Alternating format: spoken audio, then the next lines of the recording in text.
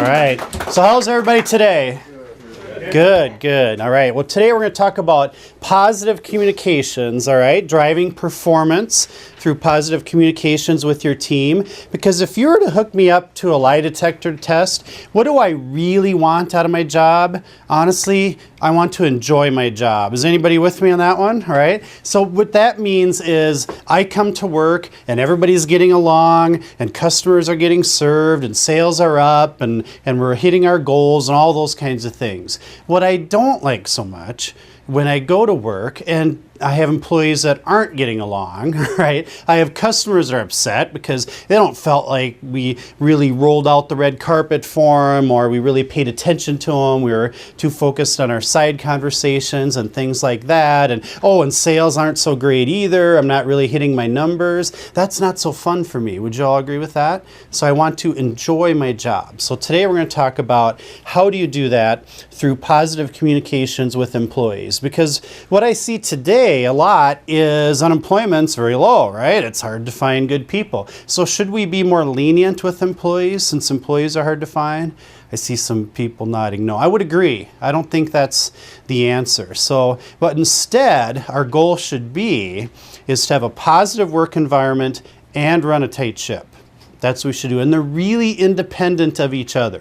I don't know what one has to do with the other.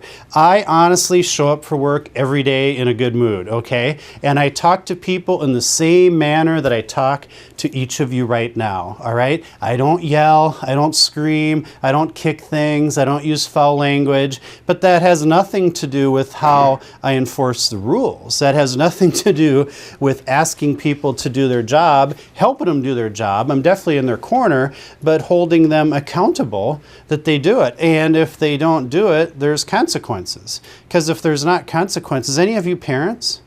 Or any of you? Yeah. So you have kids. Have you ever noticed kids kind of push the envelope and they push a little more and they push a little more? Have you noticed that? Well, employees are just big kids, okay? So they're going to push to see how far they can take you. You might as well just draw a line in the sand as to where it should be and deal consequences, and we'll talk about how to do that if that's what they do.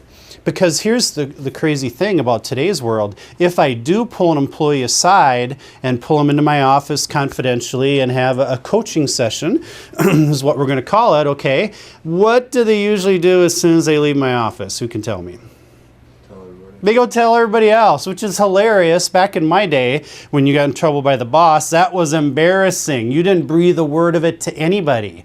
Today, 5 minutes after I do it, they're out there saying, oh, Mike wrote me up for this, and I'm secretly going, yes, because I was serious. When I said that at our Monday meeting, I meant it. You have to do that. And what I've also found, especially in today's world, is I only have to write one of them up. And the word spreads very quickly, and they get it that I'm serious, that I will enforce the rule that we talked about or whatever it is. Makes sense? So it makes my job much easier, that I don't have to write everybody up. It's just whoever, pushes that envelope too far first, I need to take care of that and deal with it. And then things go really well. So the supervisor leads by example every day. You've heard that, right? So you lead by example. But attitude is the best way we can lead by example. You have to be in a good mood every day. There's a saying, moody people are rude people. Have you ever heard that one? But I suppose they have to be, because if they're on that downswing, it's not good, right? And I worked in a place with a person that was moody one time. It's like the first thing everybody did when they got to work is, what kind of mood is Ron in today, all right? Well, that doesn't work, because what we quickly learned is, you know what, we're just not going to chance it. I don't care if the building's on fire. I'm not going to tell Ron because he's mean. And a lot of times when we go to him, it doesn't go well. I don't want to be put in that situation. So we just didn't. And Ron really didn't even know what was going on. Anybody want to guess how effectively that location ran? Not very well. No, that doesn't work. Okay. So you have to lead by example. But I think you can be fair and run a tight ship. In fact, let me ask you this question. Who is your favorite high school teacher? Who can tell me? Anybody? Think of one? It was. Hey, I can still remember. Mine was second grade, Mrs. Mountain, actually, so nobody's off the hook here on this exercise. Favorite high school teacher? Who was yours? Mine was Miss Moore. She was my calculus teacher. Calculus, okay. Here's my question. Was she easy or did she push you? She had to push you. She pushed you, yeah. Not easy. Yep. Anybody else? Favorite high school teacher? You? Me? My drama teacher, high school, sure. Yeah. Okay. Were they easy or did they push you to some new heights? A little bit both. A little bit of both, but they could push, right? Yeah, absolutely. Here's the thing. When you push employees, what happens? What do you hear from them? Whining and complaining, right? And when you don't push, you back off, what do you hear? Crickets. We thus conclude, well, obviously they're slackers. They don't want to be pushed because sometimes I'll get some feedback when actually I think the opposite is true. I think that's a myth. Okay, so I think as a supervisor, we can have high expectations. We just have to be in the employee's corner and help them get there. All right, we're part of it. I always saw myself as part of my employee's success. If somebody had a poor performance review, that's my fault. That's how I look at it. I didn't disconnect and, well, yeah, they're not doing great. Hey, if they're on my team, it's my responsibility to make sure they're doing good. Okay, so that how many people are on your teams, roughly? Anywhere from 10 to 40. 10 to 40, all right. I had 200, so I think you can do it, all right? It's possible if that's the attitude that I'm taking responsibility for it. But set that tone right at the beginning of the shift even for clear expectations. When Rudolph Giuliani was the mayor of New York City, every day of the year he had a 5-minute meeting at the start of the shift just to make sure there's clear expectations, to make sure there's a sense of urgency as to what's going to happen today. Oh, and any of you have questions, I'll gladly answer those. But just to make sure we hit the ground running, that we have that effective day and have that communication with your team right from the start.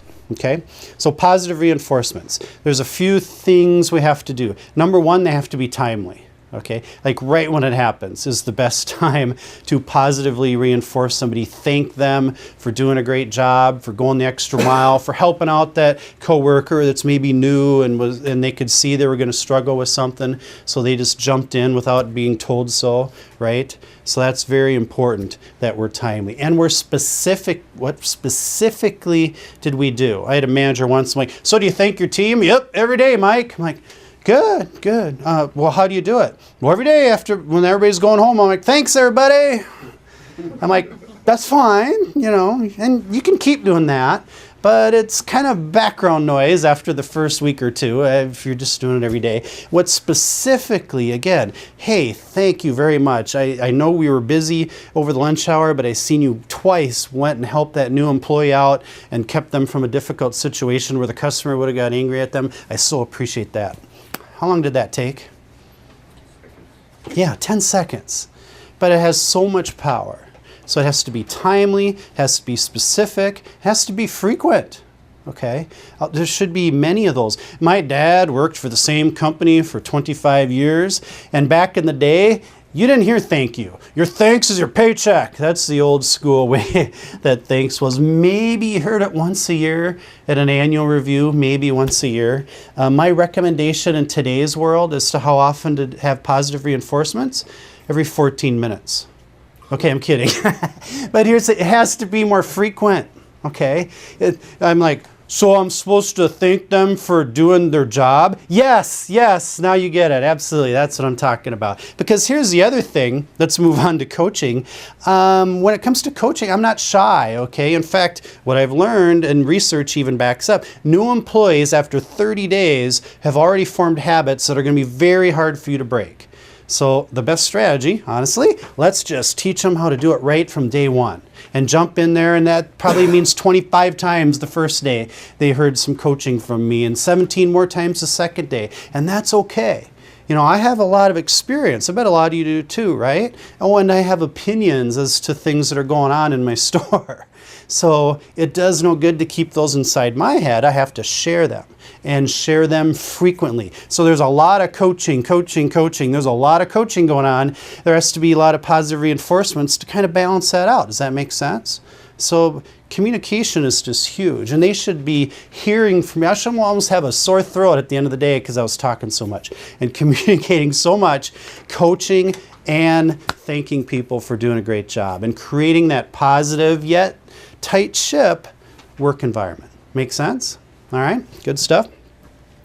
So everything should be positive. Let's be fair-minded. I'll ask you a question. Give me any situation in life where there's a value to being condescending. Can you? You can't, right? Give me any... Yeah, there you go. In comedy. Give me a situation in life where there's a value to being argumentative. Can't do it, right? Give me a situation in life where there's a value to ignoring somebody.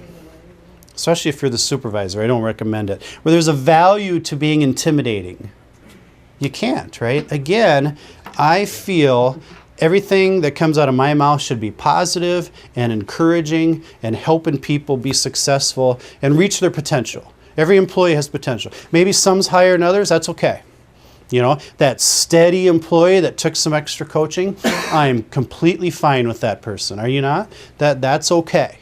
But I have to help them reach their potential. And it takes a lot of feedback from me to do it. Now, sometimes things aren't going so well, and we have to have a little confidential one-on-one meeting with somebody. All right? We need to do it. We need to do it. Is pulling somebody aside, there's confrontation, my favorite thing to do? No, maybe not. If I'm just being honest, maybe it's not my favorite thing to do. But you know what's worse?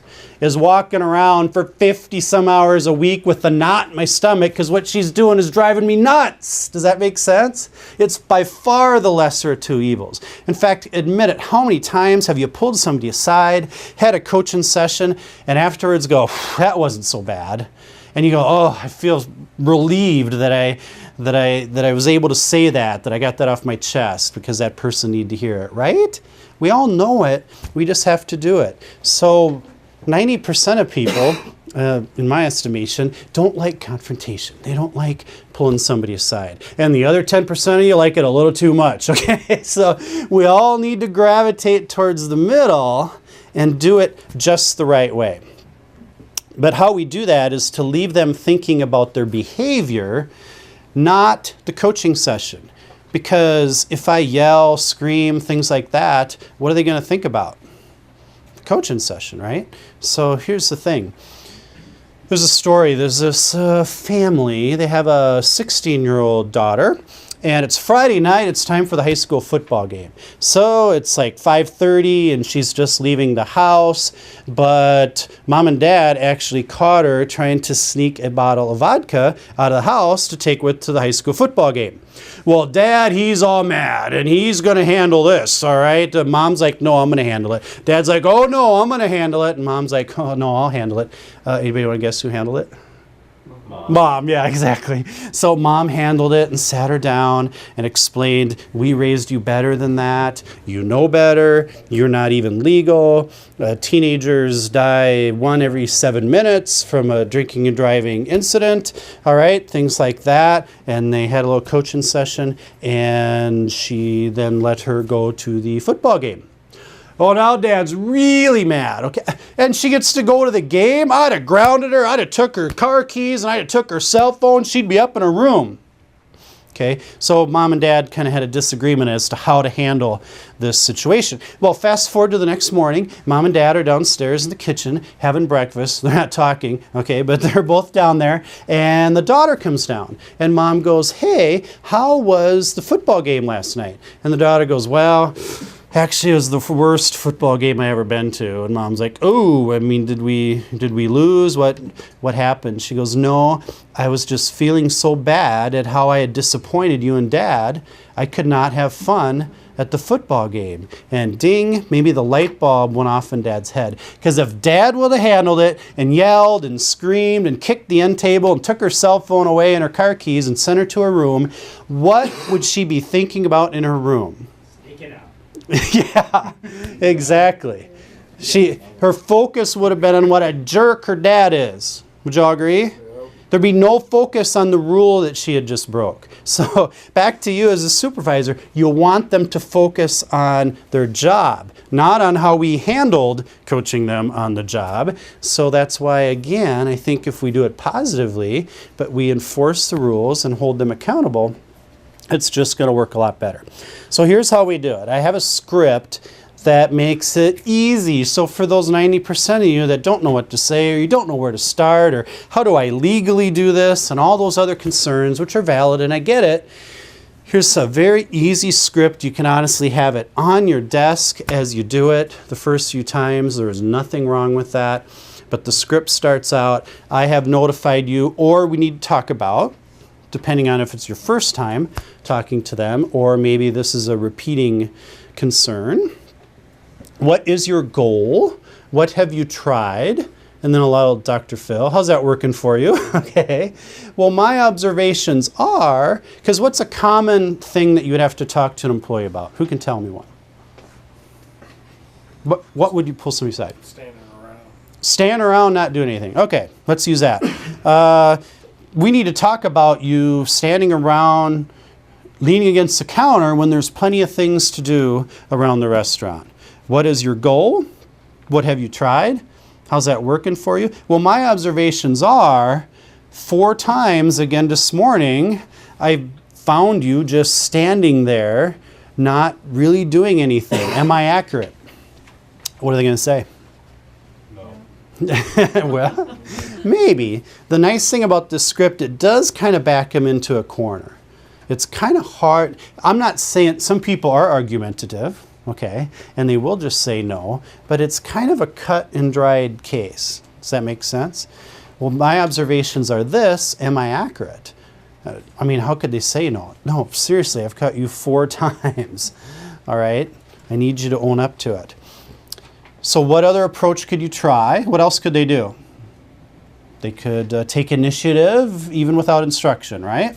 What are you committing to? My job is simply to observe your choices. I'm out. It's like people aren't always great at personal accountability. Is that fair? They blame the coworker. They blame the machine. Sometimes they blame me. I don't know how I got wrapped into all this. Have you noticed that? That they're good at not really taking accountability for it? So this script kind of helps you create a situation where, again, I'm out. I'm here to support you and give you the training you need, but when it comes to this, it's 100% up to you. If it comes to keeping busy or standing around, it's 100% your choice as an employee as to which path you're going to take. And I'll hold you accountable to your choices, and at some point there'll be consequences for the wrong choices. Is that true? Is it really 100% up to them? Absolutely. Yeah. They control all of this. Okay, I don't control any of it. And then you have to have the follow-up meeting. I don't care how good or bad it goes, there has to be another meeting where it's either A, I've seen improvement, great, thanks, keep doing that, or B, I have not seen improvement, let's go through the script again. Oh, and by the way, we're not just going to have a whole bunch of coaching sessions where you say you're going to do it, but then, it doesn't really happen. I am holding you accountable for this, and as with anything, eventually we can warn them of what discipline might be coming their way if they don't want to listen. Make sense? And then fewer meetings down the road. Yeah. I've had situations where I have helped employees, okay, and given them daily feedback every day. Hey, I really want you to be on our team. I think you can do a great job here, but this standing around is really a concern, okay, and it's going to jeopardize your employment here. So I want to help you with that. And in fact, I really want you to be successful. So I will meet with you every single day you work at the end of your shift and give you some feedback as to how you did today. They going to like that? No. Which, that's fine, okay? Because I know when their shift ends, so I will make sure I find them sometime before the end of their shift. And it's really funny, like the first day I walk up to, okay, it's time for our little feedback session. We can, step into the back or wherever you do those. And like, you're serious about that? Like, yeah, I was serious. Every day. If you get better, we'll just do it once a week. Oh, and if you get better than that, we'll just do it once a month. In fact, if you just get all the way to really, really need to be, we won't even talk about it anymore. That sound good? So it's that feedback and that attention. And a lot of people kind of follow the theory, the less I see of my boss, the better. So they don't really like the daily feedback. But I get results when I have daily meetings. You want to see somebody's behavior turn around? Try it. It will work. There's always that one that will go down in flames. And I guess if that's the case, then we can help them transition to some other job and poison some other work environment, correct? If they just refuse to listen, that's a pretty small percentage though. If we handle it right, it's amazing. 9 out of 10, they'll come around. 9 out of 10, when we draw that line in the sand, they'll meet the mark. They'll do it for us, okay? Especially, again, if we communicate in the right way. And then after that, we move on. No grudges. I don't give them a cold shoulder. That's immature. I let them, it's over. We spoke about it. I laid out the expectations. Let's go do a great job for our customers today. Sound good? That's what's really important. And it might take more than one coaching session. Research shows if I present to you some material and just have you all read it, you will retain about 30% of what's on the page. If I actually get up here and talk about it, it goes up to 40%. If we make it interactive and I get some things from the audience, we can get to 50%, and that's about as high as we can get. So no matter how valuable today's training session is, you'll forget 50% of what happens. So when you coach your team, is one coaching session always going to fix the problem? No. No, you might need to do some of them, and especially when it gets to the details of your instructions and so forth, more than once. That's okay. We can do that. All right? We can do that. But never forget to watch tone and pitch of your voice. That's what really makes the difference of them feeling it's you and me against the problem. I always want to create a situation where I'm with you. I want to help you succeed. I want you to keep your job here. I want you to be successful, versus they see me and the problem over here. It all depends on tone and pitch. Did I not tell you yesterday to take care of that? Ooh, You see what I mean? We can use tone and pitch as a weapon, and as soon as we do, we lose them. We do. They feel like they're working against us.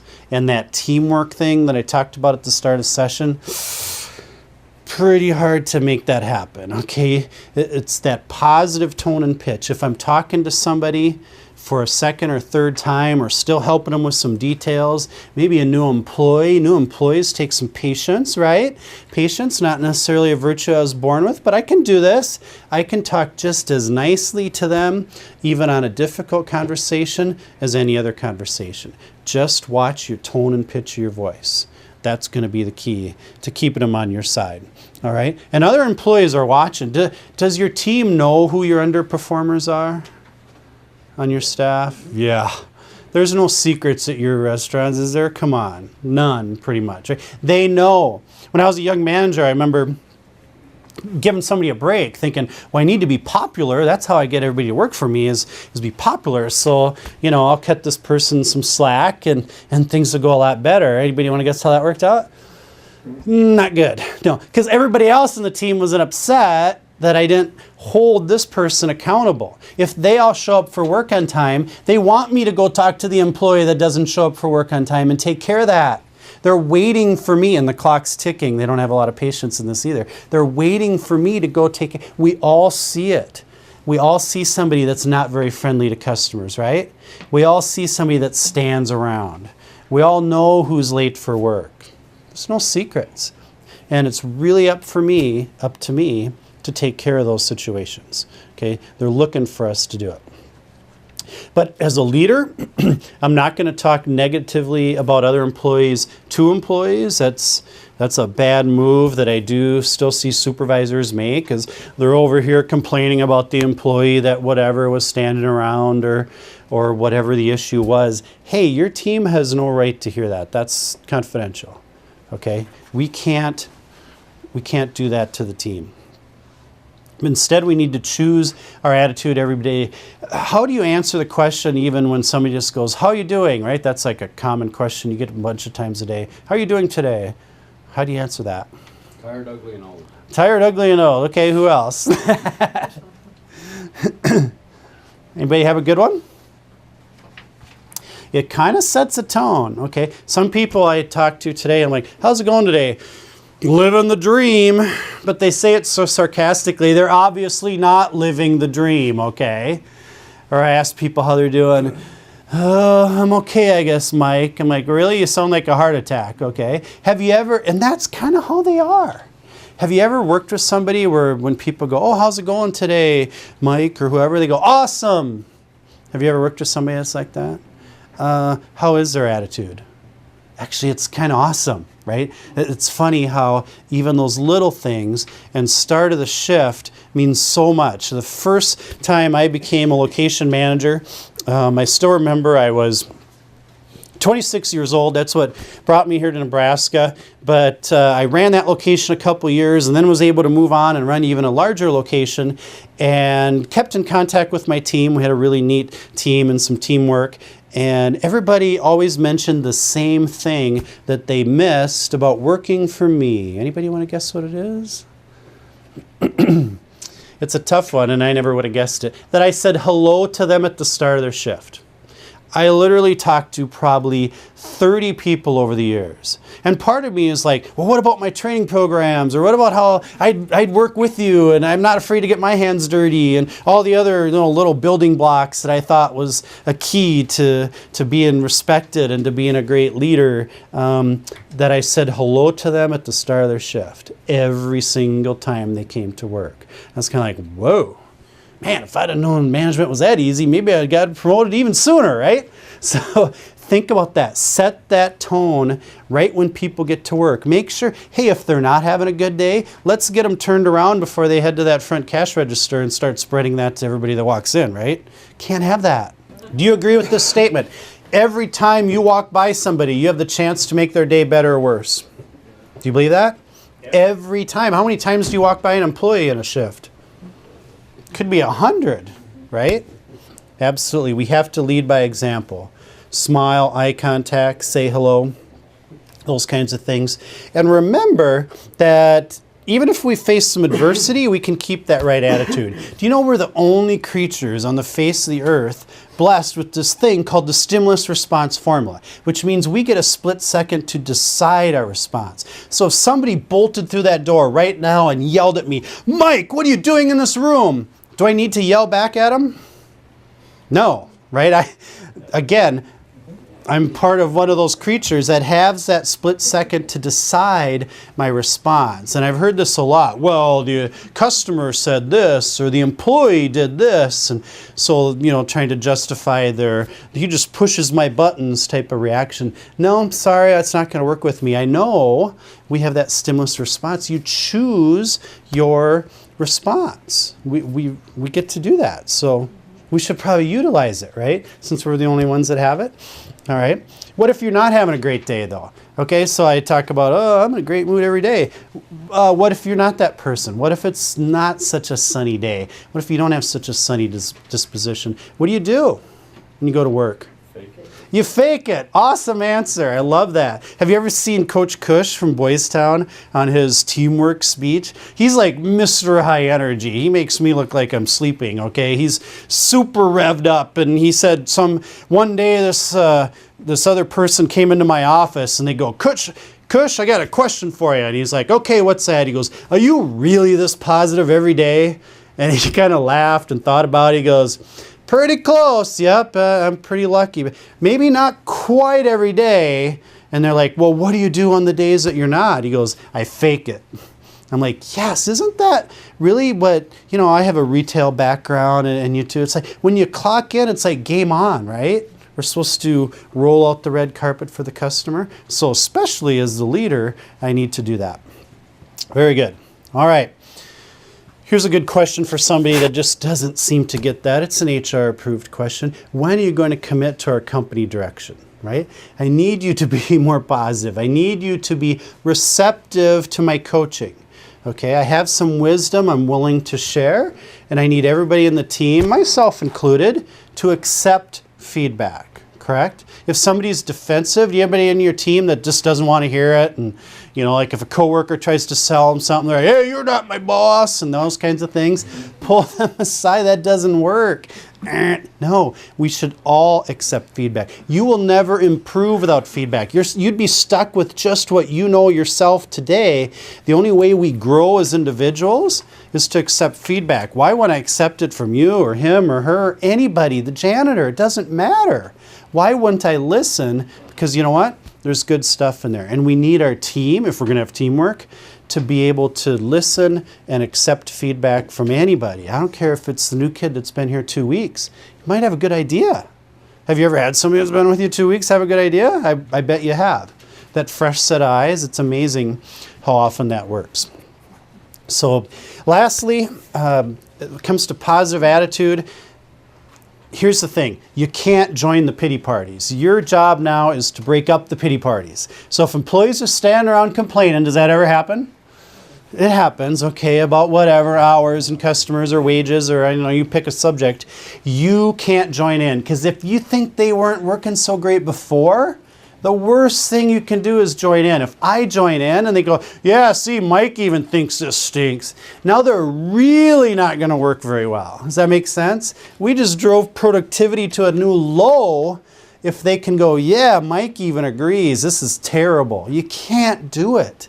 So what this means, are you ready for this? You're all sitting down, thankfully. You have to support the company direction 100% of the time. You have to support every policy, every decision. You have to find the positive spin on it and roll it out to your team. Why? Because it's just not a good strategy to complain and to badmouth things. The team's going to work slower, and they're going to smile less, and they're going to stand around more, and all the things we don't want are going to happen. I truly think it's our job to support everything that comes down to you at the store level and put that positive. There's logic, if we're going to be fair-minded, there's logic behind every decision policy. Maybe it's not agreeing with your logic. Maybe not everything about it is roses. I get it, but you can't promote that to your team. It doesn't work. It's a bad strategy.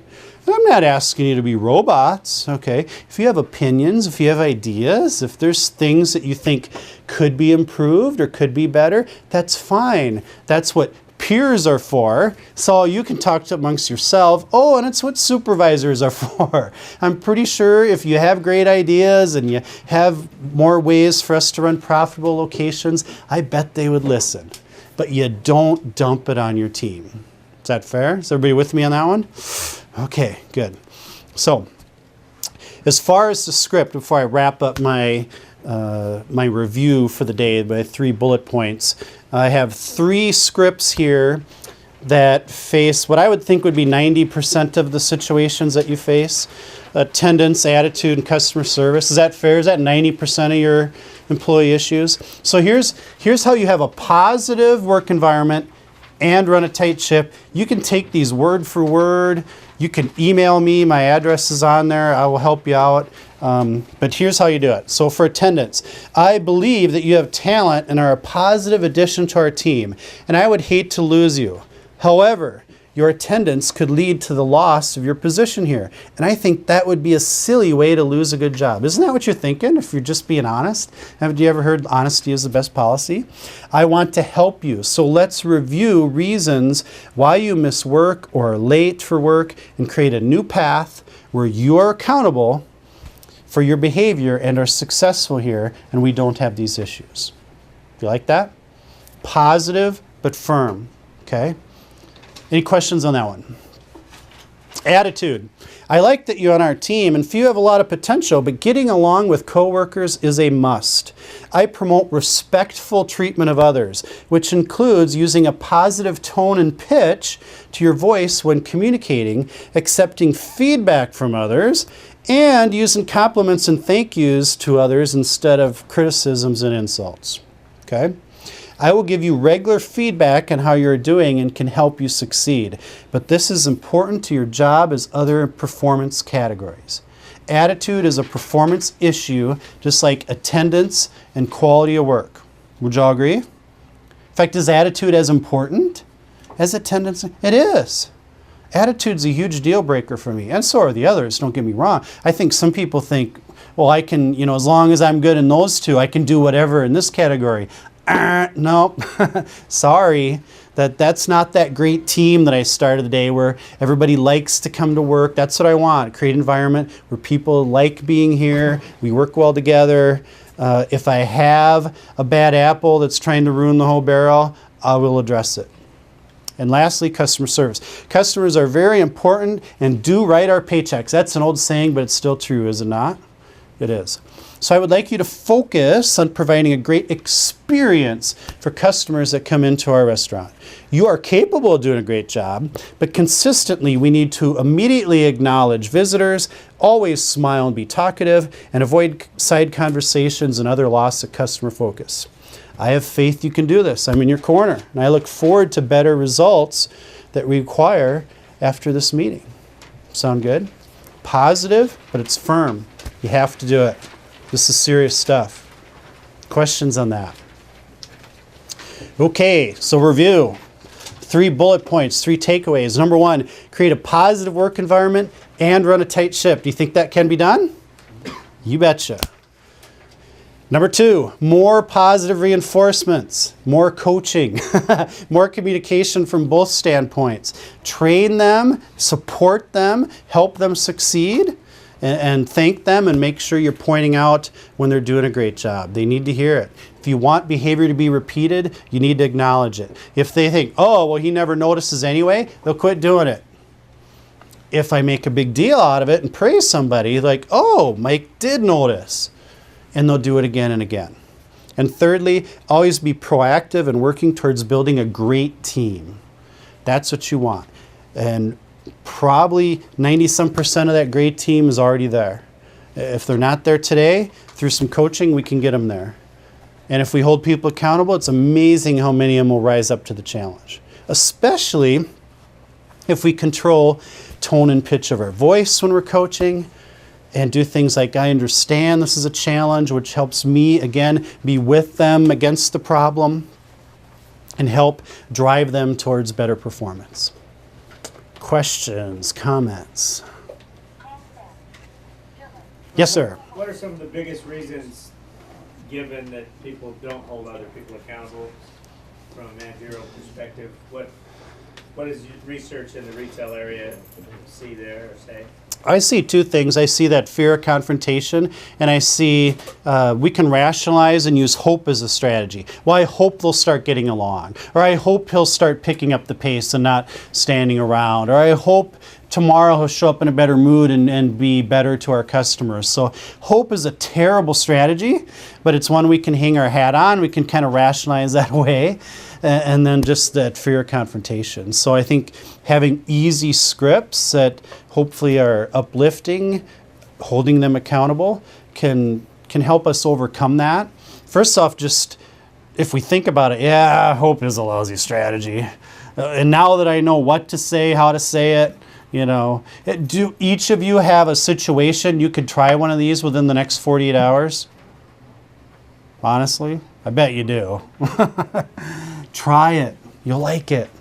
I promise. Great question, though. Yes, sir. Do you think there's a certain point you need to be more direct with an employee and not so positive, like on topics like attendance, if they aren't improving? Or because I can see having this, like your example conversation with an employee once, but if it doesn't improve from there, right, I could see it being a much more direct, hey, you need to start getting here on time. We've had this conversation. If you aren't, you're going to lose your job. Do you have, what are your guidelines for attendance, and when does somebody face termination?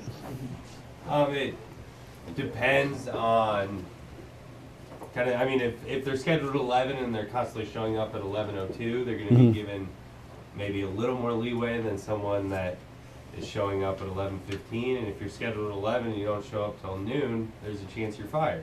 Okay. Yeah. The general rule is 3 strikes, you're out. Yeah. Well, here's how I answer that question. Sometimes I'll be a little bit more direct from the standpoint of, okay, we've had a couple meetings. The ship's leaving. Are you on it? Are you not? Are you on my team? Are you not? But otherwise, honestly, I'm still pretty positive, but here's the thing, is I'll be positive and I'll coach you. Next time I might be positive, but I'm writing you up. And I'm like, okay, I need you to sign this because we've had this infraction again. This is something that you can't continue to do. In fact, that I might even be positive. Here's another write-up. If you're late again, you're terminated. Yeah.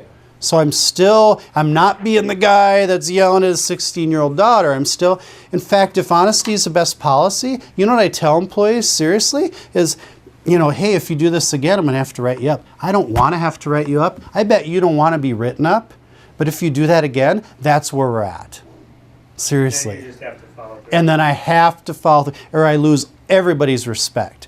My word is no good to anybody the first time I let it slide or, look the other way. I have to follow through with what I promised.